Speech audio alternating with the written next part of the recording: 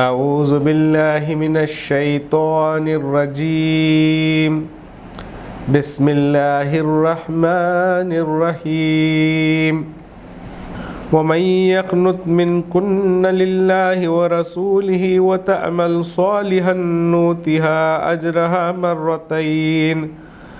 أجرها مرتين وأعتدنا لها رزقا كريما۔ السلام علیکم ناظرین، 22ویں پارے کا خلاصہ لے کر ہم آپ کی خدمت میں حاضر ہیں۔ سورہ احزاب جاری ہے۔ اس حصے میں درج ذیل معاشرتی احکام بیان کیے گئے ہیں۔ منہ بولا بیٹا اگر اپنی بیوی سے حاجت پوری کرنے کے بعد اسے طلاق دے دے تو اس کے منہ بولے باپ کے لیے جائز ہے کہ وہ اس سے نکاح کر لے، جیسا کہ اللہ کے رسول صلی اللہ علیہ وسلم نے حضرت زید بن حارثہ کی متعلقہ حضرت زینب سے نکاح کیا تھا۔ 2، طلاق کے سلسلے میں بتایا گیا کہ کسی عورت سے نکاح کرنے کے بعد اسے ہاتھ لگانے سے پہلے طلاق دے دو تو تمہاری طرف سے ان پر کوئی عدت نہیں، اس لیے انہیں کچھ مال دو اور بھلے طریقے سے رخصت کر دو۔ 3، نبی صلی اللہ علیہ وسلم کے لیے نکاح کا خاص ضابطہ بنایا گیا کہ آپ ان متعدد پابندیوں سے مستثنیٰ ہیں جو ازدواجی زندگی کے معاملے میں عام مسلمانوں پر عائد کی گئی ہیں۔ 4، نبی صلی اللہ علیہ وسلم کے گھروں میں غیر مردوں کے آنے جانے پر پابندی، ملاقات اور دعوت کا ضابطہ بتایا گیا کہ بلایا جائے تو جاؤ اور کھانا کھا کر وہاں سے رخصت ہو جاؤ، ادھر ادھر کی باتوں میں لگ کر نبی کو تکلیف نہ پہنچاؤ۔ ازواج مطہرات کے گھروں میں صرف قریبی رشتہ داروں کو آنے کی اجازت دی گئی ہے اور کہا گیا ہے کہ غیر مردوں کو کوئی چیز ان سے مانگنی ہو تو پردے کے پیچھے سے مانگے۔ ازواج مطہرات کے بارے میں یہ اعلان کیا گیا ہے کہ وہ مسلمانوں کے لیے ماؤں کی طرح حرام ہیں۔ 5، نبی صلی اللہ علیہ وسلم کی بیویوں اور بیٹیوں کے ساتھ عام مسلمان عورتوں کو بھی حکم دیا گیا ہے کہ جب وہ اپنے گھروں سے باہر نکلیں تو چادروں سے اپنے آپ کو ڈھانک کر اور گھونگھٹ ڈال کر نکلیں۔ سورہ سبا کا آغاز ہوتا ہے۔ اس سورے میں کفار کے ان اعتراضات کا جواب دیا گیا ہے جو نبی صلی اللہ علیہ وسلم کی دعوت توحید و آخرت پر کر رہے تھے اور خود آپ کی نبوت پر بیہودہ الزامات لگا رہے تھے۔ اس سلسلے میں حضرت داؤد اور حضرت سلیمان علیہ السلام اور ان کے بالمقابل ملکہ سبا کی قوم کے واقعات بیان کیے گئے ہیں۔ ایک طرف حضرت داؤد اور سلیمان علیہ السلام کی مثال پیش کر کے یہ واضح کیا گیا کہ انہیں اللہ تعالیٰ نے ایسی بڑی طاقتیں بخشیں اور شوکت و حشمت عطا کی جو ان سے پہلے کم ہی کسی کو ملی ہیں، مگر یہ سب کچھ پا کر بھی وہ کبر اور گھمنڈ میں مبتلا نہیں ہوئے بلکہ اپنے رب کے خلاف بغاوت کرنے کے بجائے اس کے شکر گزار بندے بنے رہے۔ دوسری طرف قوم سبا کی مثال بیان کی گئی ہے کہ اسے اللہ نے جب اپنی نعمتوں سے نوازا تو وہ کبر اور گھمنڈ سے پھول گئی اور آخرکار اس طرح ٹکڑے ٹکڑے ہو گئی کہ اس کے بس افسانے اور قصے کہانیاں ہی دنیا میں باقی رہ گئے۔ یہ 2 نمونے ہیں، نعمت پر اللہ کا شکر گزار بن کر رہنے اور اس پر اترا کر اللہ سے بغاوت کرنے کے۔ سورہ فاطر شروع ہوتی ہے۔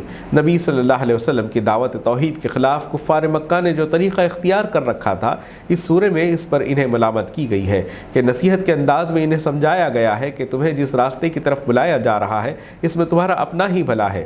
اس سلسلے میں اگر تم نبی صلی اللہ علیہ وسلم کی بات نہیں مانو گے تو اپنا ہی کچھ بگاڑو گے، نبی کا کچھ نہیں بگڑے گا۔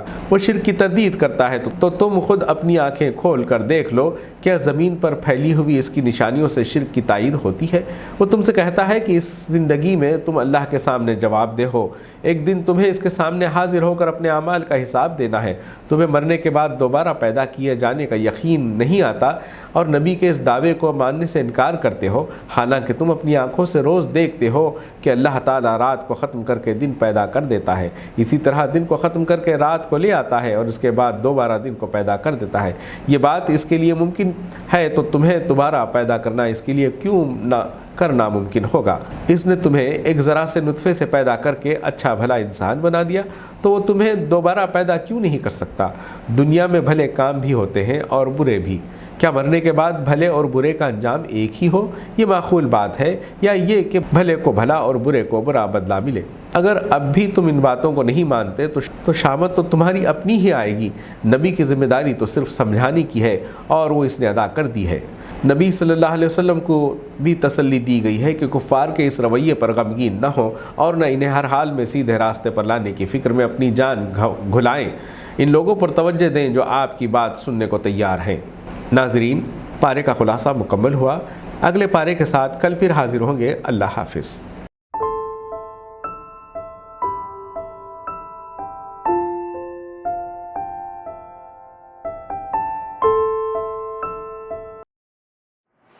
رمضان المبارک کے لیے عمدہ اور معیاری کھجوروں کا واحد مرکز فرینڈز زردہ اسٹور ناندیڑ۔ ہمارے یہاں ترکش، سعودی، ایرانی، اجوا، مڈ جول کلمی، مبروم، سوکری، کھودری، اسادوی، کیمیا، مضافاتی، ڈیلیگیٹ نور، رازانہ اور پینٹ کھجور واجبی دام پر یعنی 70 روپے سے لے کر 4000 روپے فی کلو تک کھجوریں دستیاب ہے۔ اس کے علاوہ عمدہ کوالٹی کے ڈرائی فروٹس جس میں بادام، کاجو، پستہ، کشمش اور شربت روح افزا بھی ہول سیل قیمت پر دستیاب ہے۔ مزید تفصیلات کے لیے رابطہ کریں۔ فرینڈ زردہ اسٹور خدیم مونڈا مارکیٹ ناندیڑ۔ ڈائریکٹر عبدالسلیم سوداگر قادری الکاظمی، مینیجنگ ڈائریکٹر عبدالریان سوداگر، مارکیٹنگ مینیجر افنان سوداگر۔